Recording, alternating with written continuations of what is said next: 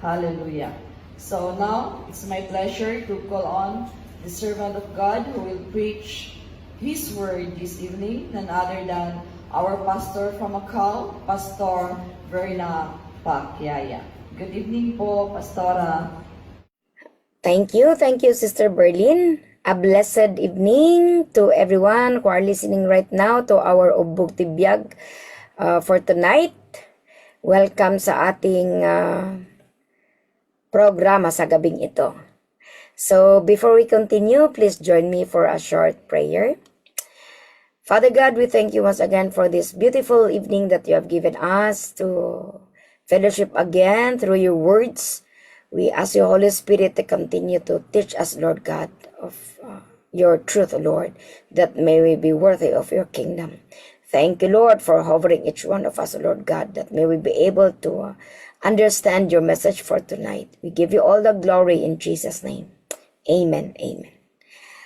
Hallelujah. So, mga kapatid, ang ating pong pag-aaralan sa gabing ito ay tungkol sa the way of the cross, or walking in the way of Christ. This is very important as we are learning about salvation, and I know that all of us want to be saved.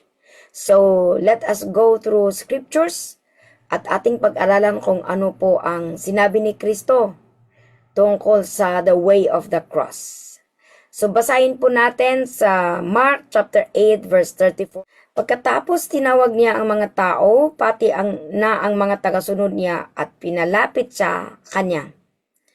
Sinabi niya sa kanila, ang sinumang gustong sumunod sa akin ay hindi dapat unahin ang sarili. Dapat ay handa niyang harapin kahit ang kamatayan alang-alang sa pagsunod niya sa akin. Mabasa natin doon about living a denied life. Ano po ang ibig sabihin ng living a denied life? Sinabi po ni Mark doon sa verse 34 na huwag nating inuuna ang ating sarili. Kung gusto nating sumunod kay Kristo, everybody is invited. He is inviting everyone to become His follower. And this is the requirement bilang isang tagasunod ni Kristo. Sabi na doon, huwag nating inuuna ang ating sarili at dapat handa nating harapin ang kamatayan alang-alang sa pagsunod natin sa Kanya. Ano bang kamatayan ang sinasabi niya dito? Sa iba, it might be physical, katulad ng mga missionaries or martyrs. Pero, hindi lang po yung physical na kamatayan. Pero sabi niya dito, yung araw-araw na we have to die from things that is not right before the Lord. Sabi po niya sa 1 John chapter 2 verse 15 to 17. Let us read it sa NIV version. Sabi niya, do not love the world or anything in the world. If anyone loves the world, the love for the Father is not in them. For everything in the world, the lust of the flesh, the lust of the eye, and the pride of life comes not from the Father, but from the world. The world and its desires pass away, but whoever does the will of God lives forever. So makita natin dito na the way of the cross or walking with Christ means we must not love the world. The world is different from earth. Earth is the creation of God. But the world that the Lord is telling us here is all about the wickedness that is happening in this world. Kasi if we love the world, if we continue to love the world, we cannot really love the Father at the same time. The Lord hates evil. And so if we continue to love evil, we continue to be wicked, then we become enemy of God. And so the Lord loves us, but He hates what we are doing. Do not misunderstand that the Lord hates us.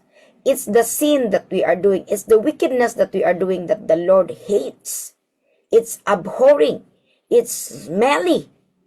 It's stinky to the Lord. So, if we want to live the way Christ lived, or we want to gain that salvation, we have to go through this, the way of the cross. We have to deny ourselves. We need to live a denied life. It's easy to accept the Lord as a personal Lord and Savior. It's easy to repent, to say sorry for all the sins that we've done. But to maintain that repentance is the hardest part, because every day we have to be faithful. Every day we have to prove that we are true disciples of Jesus Christ, and to prove that we are followers or Christians, not only in name, but Christians by heart. We have to love the Lord every day. We have to please the Lord every day. And in 1 John chapter 2, verse 15 to 17, we just read it. Everything in the world, the lust of the flesh, the lust of the eye, and the pride of life comes not from the Father, but from the world. So, we have to deny ourselves from the lust of the flesh. Lust of the flesh is being greedy. Lust is the opposite of love. Love is towards others, but lust is towards yourself. It's greediness, and it's all about selfishness. And that's why we have to overcome, we have to get rid of this lust of the flesh. This is one of the weapon of the devil. He's using this to destroy Christians. And we cannot overcome this lust of the flesh without the power of the Holy Spirit upon us. Another is the lust of the eye. It's not being content. Lust of the eye, or being materialistic. In the Bible, the Lord Jesus warned us that we cannot serve both material and the Lord. We cannot both serve God and money at the same time. But He is telling us that we are to fix our eyes on Jesus and not on the things around us. The devil is doing everything to allure us or to distract us. No. But we are to get hold of the truth. We are to continue to be faithful. Let us not allow ourselves na mailipat ang ating pananampalataya sa mga material na bagay. Sabi doon, another is the pride of life. That is one of the weapons of the devil to destroy many believers. We cannot really follow Christ if we hold on to our ego. There is no repentance when there is pride. We have to humble ourselves before the Lord. We have to accept that we need the Lord. And we have to deny ourselves.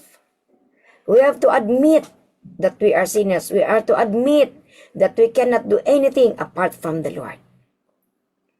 So, we have to always remind ourselves that we are already a Christian. And if you are not yet a Christian, today is the day of salvation. God is not rejecting anyone, but He wants us to follow the way He lives. The way of the cross is not easy. We have to turn back from all our sins. Cross symbolizes death and life. We have to die from worldly things. We have to get rid of that hatred and choose love. We have to choose peace rather than violence. We have to be willing to be accused and choose to forgive. The cross symbolizes accusation, but Jesus chose to forgive. We have to learn to run away from sin and choose purity. We have to willing to be broken and that we will become whole. Though we lost everything because of sin, but as we receive the Lord, as we humble ourselves before the Lord, we gain our life back. The cross reminds us of that destruction, being destroyed because of sin. But as we choose to live the life of Christ, God will going to restore our life. What was lost, God is able to restore it. Cross reminds us also of defeat and victory. Though we are defeated once because we become followers of Satan, but now that we choose to follow Christ, we live a victorious life. Amen? This cross symbolizes about abundant life. And so, this is what Jesus wants to offer to each one of us. But we have to live a denied life. We have to really die from our will, die not to follow our own will, but to align our ways, our decisions to the Word of God. And God promised salvation. Pangalawa na nabanggit niya doon sa ating binasa is willingness to carry our cross. Binasa natin sa Luke chapter 14 verse 26. Nasabi niya, sa verse 27, ang sinumang ayaw sumunod sa akin dahil natatakot siyang mamatay para sa akin ay hindi maaring maging tagasunod ko. Whoever does not want to carry his cross cannot be my disciple. So carrying our cross is, ang sabi dito sa Tagalog is, kailangan nating mamatay para tayo ay maging karapat-dapat ng tagasunod ni Kristo. Willingness to carry our cross. Kasama ito sa ating pagsunod sa ating Panginoong Jesus. Salvation is free at hindi ito sa pilitan. Pero alam ko lahat tayo, ayaw nating pumunta sa impyerno. Gusto natin na mapunta lahat sa langit. Kahit tayo ay makasalanan, gusto natin pumunta sa langit. Kaya nga ito inaaral natin. Paano ba natin malabanan ang kasalanan? Paano tayo makakapasok sa kaharian ng Diyos? Ito, kailangan nating willing na buhatin ang ating cross. Ano ba ang cross na sinasabi dito? Yung mga pagsubok, mga testing, mga challenges, mga persecutions that we face as a believer. Kahit naman pupunta ka sa impyerno, meron ding mga requirement ang demonyo eh. Pero mas mahirap ang requirement ng demonyo. Kasi kahit sinunod mo siya, at the end, distraction pa rin ang bagsak mo. Pero ang Panginoon, ang offer niya, though we suffer at this time, but as we continue to persevere, at the end, there is rejoicing, there is peace, there is life. So, mas maganda that we are willing to carry our cross and at the end we enjoy. Rather than we do not want to carry our cross and the cross will fall on us. Mahirap. Let's rather bear the cross than enjoy later than do not bear the cross and you fall to it. Ikaw kaya ang madaganan ng cross. Masakit. Baka ikakamatay mo pa. So, it's better na piliin natin itong advice ng ating Panginoong Jesus. Willingness to carry our cross. And later, you will enjoy that eternal life. Kagaya ng sabi ni Apostle Paul doon sa Acts chapter 14 verse 22. Sabi niya, strengthening the disciples and encouraging them to remain true to the faith, we must go through many hardships to enter the kingdom of God. They said. You know, yung buhay ni Paul, ever since he became a believer, hardship and prison is facing him every city where he is going. Talagang hardship and prison is there. Pero hindi siya nag-give up because he knew na ang kapalit nito ay ang kanyang kaligtasan. That's why yan ang sinabi niya sa mga mananampalataya. Nung kapanahunan niya, we must go through many hardships to enter the kingdom of God. Hindi madali ang pagiging isang Kristiyano, pero masaya. It's the best decision that you can ever make in your life. To become a daily follower of Jesus Christ. Magiging masugid na tagasunod ni Kristo.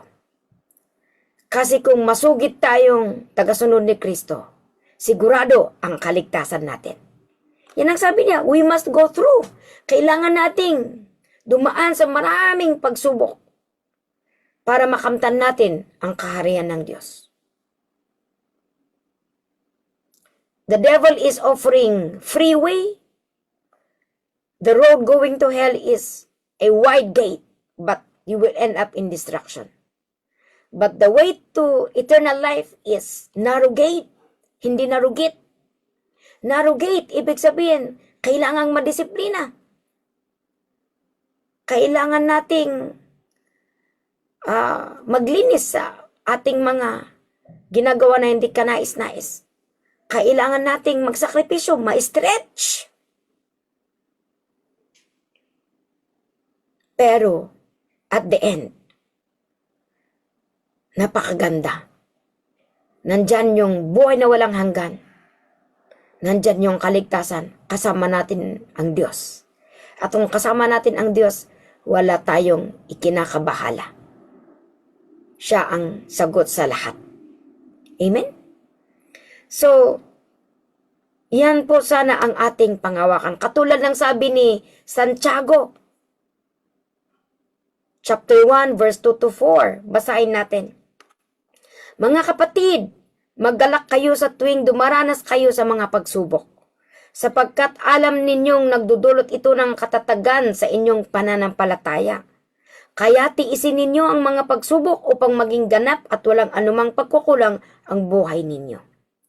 So, let us learn from Apostle James na sabi niya, let's consider it pure joy. Magalak tayo tuwing dumaranas tayo ng pagsubok dahil dito napatatatag ang ating pananampalataya. Kaya tiisin natin, sabihin mo sa sarili mo, tiis lang. O kung may kapatid ka dyan sa tabi mo, tiis lang kapatid. Tiisin natin ang mga pagsubok upang maging ganap at walang anumang pagkukulang ang buhay natin. Inaalaw ng Panginoon ang mga pagsubok upang tayo ay mag-mature sa ating pananampalataya at hindi tayo madaling maapektuhan. You know, when there's no maturity in faith, there's no salvation.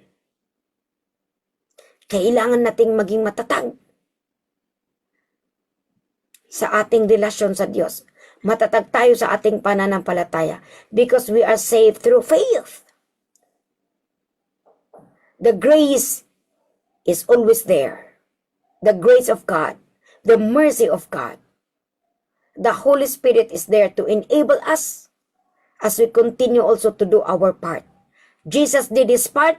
He died for each one of us. And that we are saved through grace, through the redemptive work of Christ on the cross, and through his blood. But we need also to do our part, to persevere, to keep our love to the Lord, to continue to obey him. And by his power, by his mercy, he strengthens us, he comforts us, he guides us through his words, so that may we continue to be strong and firm until the day of his coming. Di bali, malapit na. Kunti na lang. The Lord is coming. But he is warning us, let's persevere. Because when we do not persevere, when we give up, he will not be pleased with us. Hindi siya malulugod kung tayo po ay mag-backslide. Let's just continue to finish the race. And God is there along the way to uphold and strengthen each one of us. Lastly na nabanggit dito, the way of the cross na nabasa natin, let us read in Luke chapter 9 verse 23. Sabi po, pagkatapos sinabi niya sa kanilang lahat, ang sinumang gustong sumunod sa akin ay hindi dapat inuuna ang sarili, at dapat ay handa siyang umarap kahit sa kamatayan alang-alang sa pagsunod niya sa akin araw-araw. Araw-araw. So pangatlo, we have to be willing to follow Christ daily. First, sabi niya, we have to be willing to deny ourselves daily. Live a denied life. Pangalawa, we have to willing to carry our cross. Pangatlo, we have to be willing to follow Christ daily. Following Christ daily is to live a denied life. Rejecting evil, resisting temptation. Be in the Word. Continue to study and learn, meditate the Word of God day and night, so that we may be careful to follow it in order that we'll become successful and victorious and prosperous in our day-to-day life.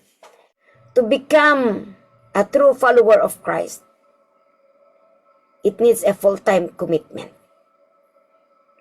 It is a daily covenant, lifetime commitment. It means that in every circumstance, we will choose to find a chance to serve him and to thank him. To follow Christ daily is to make a decision and commitment to surrender our life to him. If we want to enter the kingdom of heaven, we want to gain salvation, there's no other way out but to surrender our life to the Lord and to submit and obey and serve the Lord. You want to be saved? Then, Jesus Christ is offering, surrender your life to the Lord. Accord our ways to the Lord. In every decision that we make, in every actions that we take, we have to base it on the Word of God. So, the way of the cross, as I sum it up with 3 words na sinabi ng ating Panginoong Hesus, live a denied life, be willing to deny yourself from everything that is not right before the Lord. Be willing to take up your cross even if there are sufferings and persecutions in bad times or in good times. In every circumstance, we need to continue to uphold our faith. Number 3 is follow him daily. It's not monthly, it's not weekly, but daily basis. And what God promised, he promised us, if we read in Hebrews chapter 10, verse 36 to 38, it says, You need to persevere so that when you have done the will of God, you will receive what He has promised. See, it's all about doing the will of God in a daily basis. Willingness and with commitment. Hindi napipilitan. But as we do it out of love, we do it with perseverance, we do it with commitment, the Lord promised we will receive salvation. Let's continue to read 37. For in just a little while, he who is coming will come and not delay. But my righteous one will live by faith. We have to live by faith each day. And sabi na 38, and I take no pleasure in the one who shrinks back. But we do not belong to those who shrink back and are destroyed, but to those who have faith and are saved. I know we all want to be saved. Soon and very soon, Jesus is coming. Let us continue to uphold our faith, upgrade our faith, and enhance our obedience. And surely, the Lord promised salvation for each one of us as long as we walk the way of the cross, the way Jesus lived His life. Live by faith and not by sight. Let us pray. Father, thank you so much for reminding us once again how we live our life each day. Help us, Lord God, to revere you in every day of our life, to meditate your word day and night, to seek you, to seek your presence day by day, so that we will not be distracted by all the things that the devil is showing us. But help us, Lord, to be watchful, to be on guard, so that, Lord, anytime you will come, we are prepared. Lord, we don't want to be denied. We don't want to be rejected. But we want to hear from you. Well done, good and faithful servant. Come and dine with me. Lord, grip each one of us in the hollow of your hands and continue to show us, Lord, kung ano man ang mga bagay na kailangan naming dapat natalikuran at kung ano man ang aming napabayaan sa aming pananampalataya. Help us, Lord. Show us, Lord, and help us to be restored fully in our faith. Lord, not only us, but even we pray for fullness of salvation upon our families. Lord, just continue to hover us with your Spirit and continue to preserve each one of us, Lord. In Jesus' mighty name we pray. Amen and amen. God bless you all. See you